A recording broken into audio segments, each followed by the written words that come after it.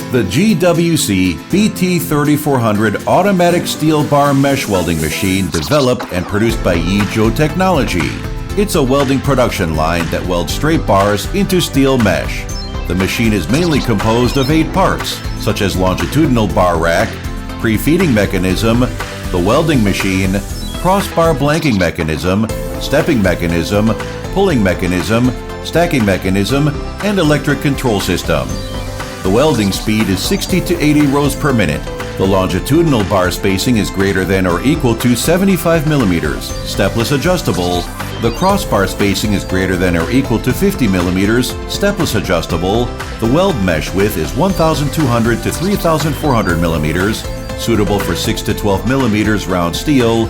Rebar welding. The feeding method is for straight bar feeding. The machine adopts HMI plus PLC programming controller mode control. A full set of production lines only needs 1 to 2 people to operate the machine. A high degree of automation.